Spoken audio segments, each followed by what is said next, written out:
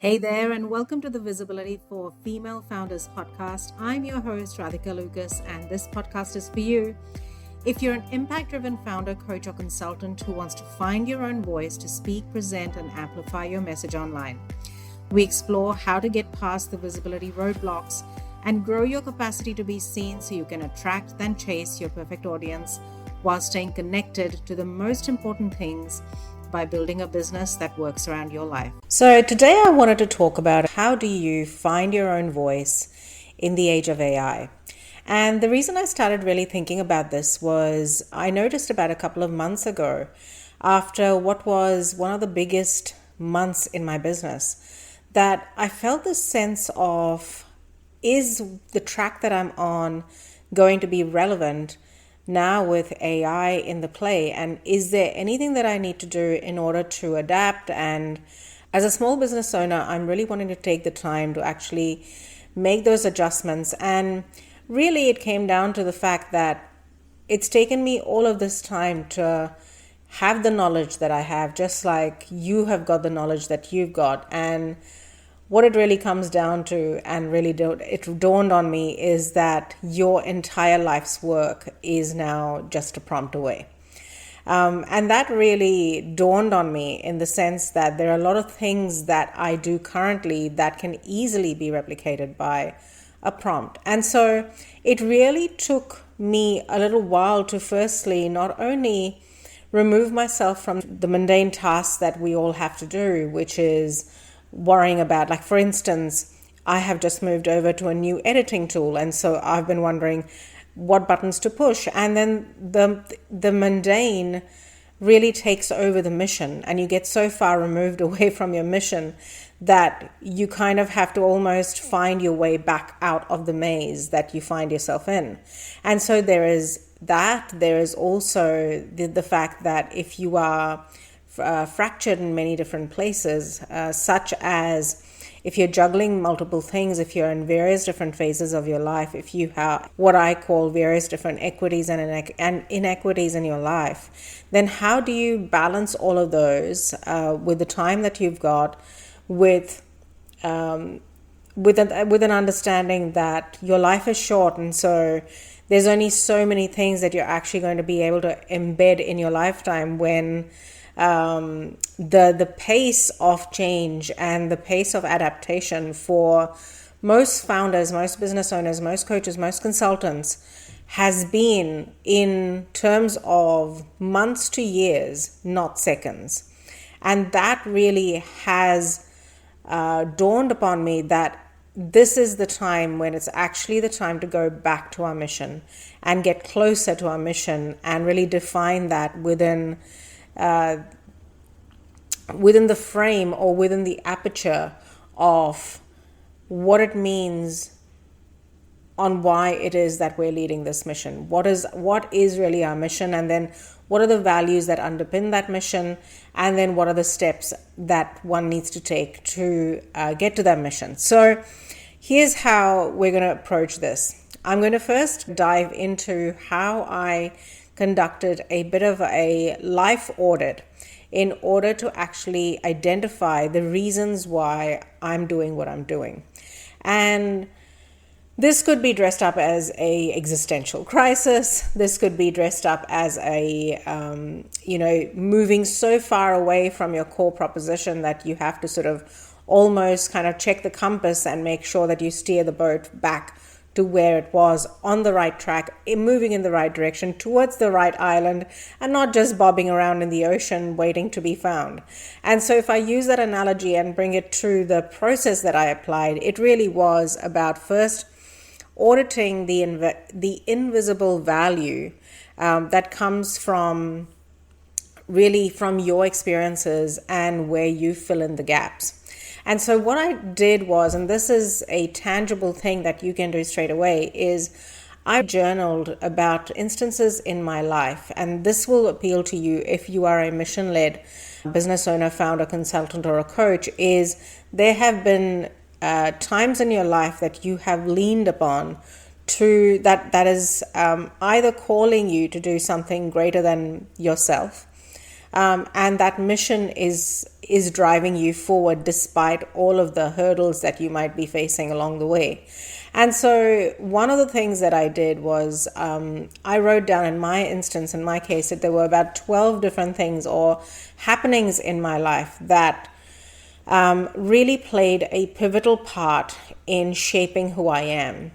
And that started right from the time I was very young and then moved into current day and the aftermath of everything after 2020 and all the path and the experiences that I've had since then, and really mapping it back down to like your own unique calling and your own unique mission, to defining what that is. And so this is what I found, is that there have been times in my life which were incredibly challenging, such as a cancer journey, which I recovered from, and then shortly followed by the fact that I had two very young children. They were both preschoolers, and it affected my ability to actually be fully present for them, and really for that choice to be taken away from me based on how I was feeling at the time in my own health. And so those were defining moments, also equally moments which may have been in the form of bullying, harassment, health issues, microaggressions, whether it be the fact that you've got caring responsibilities, whether it be anything in the matrix of life, and you can pretty much fill in the blank. This is about actually journaling down, not in huge big sentences, but in a chronological order. And then really defining what are those instances that gave you that bit of joy. What were the things that really played a big part in defining who you are and really giving you that fuel or the wind beneath your wings? Because in all of our misery, trauma and everything, to redefine and find your own voice in amongst this huge shift that we're finding ourselves in right now. So sharing some quick practical tips that I have myself experienced, and so that you can take those first steps in defining what that means for you as well. And so for me, it was really about identifying two big important things that popped up in my life, two defining moments as I call them. And one of those defining moments was, and that played a really big part in my life for a really long extended period of time, and amongst all of this other stuff that was going on, was the fact that I'd had elocution lessons from under the age of 10 right through to when I was a teenager. And so that really played a distinct part in firstly in my life. And then the second part the second thing that really played a huge part in my life was actually my job within a cancer charity, and I absolutely loved that job. It was something that brought me a lot of joy. It was also what I feel like I was spiritually led into that specific job, especially because I'd had my own journey with cancer, and so that made it even more poignant, if that makes sense. So it really was about firstly identifying, then looking at the places and spaces in which I felt my best in those times. So in the age of AI, it really is about taking an audit of the things that have happened, the things that you can draw on, the stories that have actually impacted your mission and why your mission is so dearly important to you. And then being able to tease out, well, what qualities with the experiences that you may have had that are unique to you, that are the conduits or the connectors for why you'll be able to be the human connector in the age of AI. So for us as coaches, consultants, business owners, founders, mission-led, impact-driven leaders, it really does come down to defining within our own life timeline the things that we are best served to do, and is really a calling for working to our highest and best use, using the gifts and skills that we've got from our own life experiences. So, for example, as a communications marketing professional, one of my big ambitions is really to bring narratives to life. And so how might I do that within the context of my gifts and capabilities. Now, my gifts and capabilities lend themselves to extracting the human and the human storytelling, say, in the age of AI, and so, or during times of change. And so when you really look at the topicality of where you might be at right now in your own unique circumstance or situation, it's then defining how can your own life experiences and the lessons that you've learned and picking out the things. So letting the things that may have held you back become the calling for amplifying the very things that make you better and leaning into more of that. And I do think that this life audit in a chronological order will actually help give meaning, firstly, to the things that have made an impact on you and why those things have had such an impact on you. Firstly, the elocution really meant that I was able to articulate myself in a way that leaned on emotion. Did it happen overnight? No, it didn't. It really was the definition of the makings of something from a foundational perspective that was there kind of like a bank, which I was really going to draw down upon when I needed it. But I didn't know that at the time, of course, because as you're going through life, you don't know what skills you're going to need and when. And because we're so highly matrixed, I just don't think that AI really has the context that humans can really are best placed to provide. And so it will, when it comes to you, it'll be defining what it is from a human perspective that you are best placed to serve. Because let's face it, it's not going to be so much about what you know as much as it is about how you can apply what you know within the context of whatever might be automated. How can you add value with other people and being that connector? So a little takeaway here is, firstly, make a list of the items in a chronological order, including life-defining moments and challenges, and then bring out and tease out the meaning that the reason or the fuel for your mission. What is hurting? Why is it hurting? How did that propel you into the mission that you have? And then really identifying and giving voice to the skills, experiences that you have, so that you can then lean on those from in a human-centric way that can help people connect the dots. So that's one life audit as you are getting closer to your mission, and then defining and finding your own voice, especially now in the age of AI. The second thing that really dawned on me was the fact that for a long time, I was kind of going through the motions of doing what I needed to do. And when I mean by going through the motions, it's about knowing what buttons to click. For example, when I'm using a new video editing tool, it could be that you are working on the back end of a website. It could be that you are invoicing or getting your finances in order. And some of those mundane missions that we've got to accomplish are very different to the actual mission that we're on. So in the age of AI, it really is about leaning on the tools that can firstly help you to do things a lot faster. But I almost think that rather than using band-aid fixes like random prompts to create random content that sounds exactly the same that you can copy and paste, it really is about taking the time to define the content that you really want to create, even if it means that it might take a little bit longer, and then using the little time that you have towards high leverage activities that can really amplify the voice of your mission. And so for me, that has been really taking stock of what I don't like doing versus what I do like doing. And so rather than having a huge big plate of I can do this and I can do this and I can do this, it's really about getting very, very clear in the age of AI that I cannot afford to have a fractured personal experience, because I'm really taking away from my gifts and talents and taking that away so that I can be best placed to serve at my highest and best use.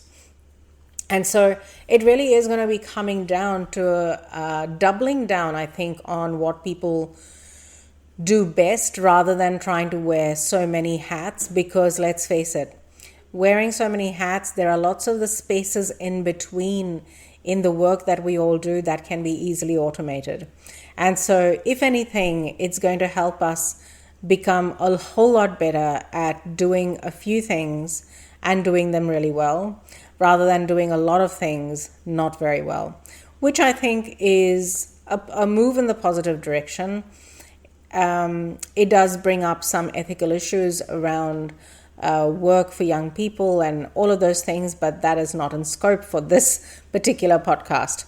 So by removing yourself from the mundane, I guess the question that I want you to ask yourself as you are watching this, as you are listening to this, is what shift do I need to make in my mission, in what I'm doing, so that my presence can be activated in others in the way in which I wanted to. The third thing that I thought about was about finding our own voice in the age of AI is really looking at minding the gaps.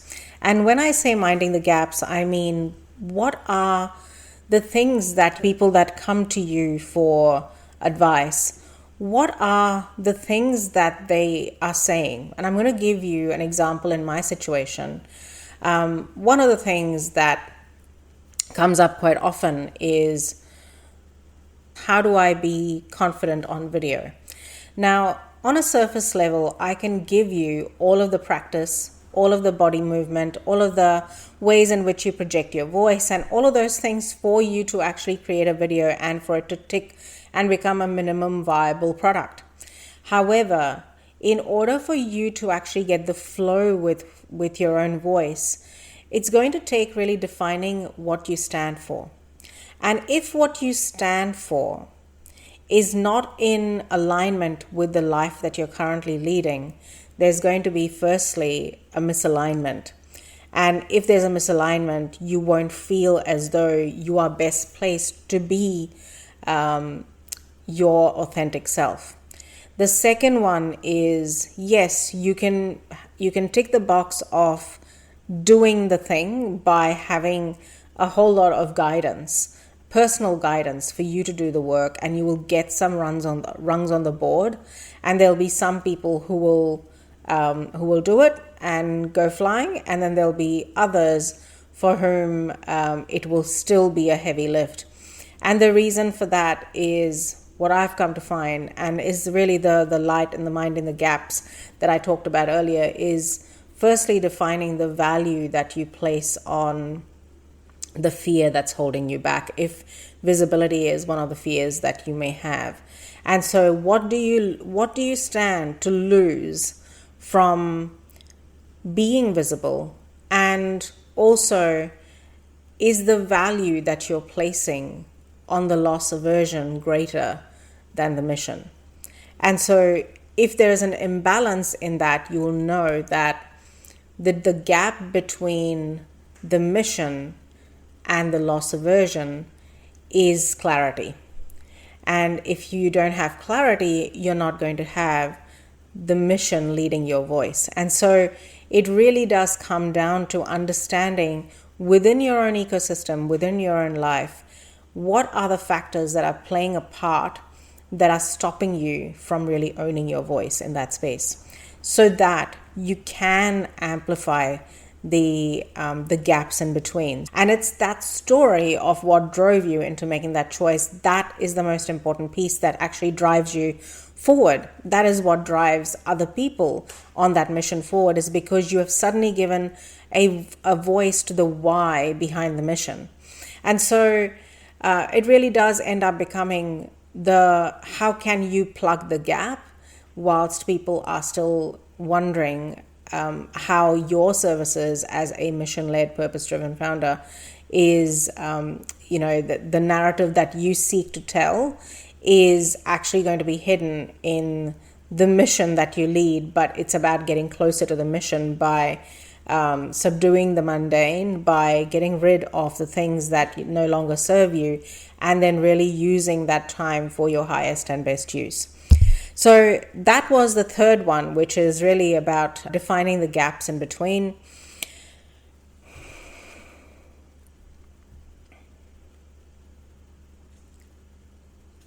Which leads me to the fourth and final piece, which is really being able to then, once you have done all of those things, once you've done the audit, once you've detached from the mundane, once you have identified the gaps in between, once you have done that and cleaned out the closet, cleaned out the broom cupboard, you can then get closer to your mission. And getting closer to your mission is not an overnight process. I mean, this has taken me 2 months, and so, which is why I want to share this with you. But this could be an overnight process for you in the form of clarity after listening to this, or you may need to marinate over this and work your way through it over time. But really, about getting close to your mission starts with articulating and really start the shift that happens between talking at the camera, talking about the process, to really amplifying the reason and the why behind your mission. And that really comes down to step number one, which was the audit that you have to take and get familiar with the times in your life that has led the mission into understanding why it is that you want to do, what you're doing in the first place. And so part of that is then being able to articulate with ease. Part of that then is understanding how to hold your voice in a way and using all of those, not only the tips and the tricks of projecting your voice, but then also being able to actually speak about your voice and your story in a way that amplifies and magnetizes your mission. Once you have identified your mission, you are then going to start having people magnetized and drawn to you because you are sharing your mission aligned with clarity, aligned with, having understood what your value is in the equation. And so if you're wondering and if you've actually enjoyed this podcast, then I encourage you to go and download a free guide that I currently have, which is contenthalo.com/magnetic. It walks you through the HALO method, which is about identifying the key areas in your life that you may need to pay attention to if, say, the spiritual ship has run aground, if you are wondering and wanting to get closer to your mission and purpose, and being able to articulate that with ease and speak and present with confidence so that you can do more of what you love. So I encourage you to go and download that. That's at contenthalo.com/magnetic.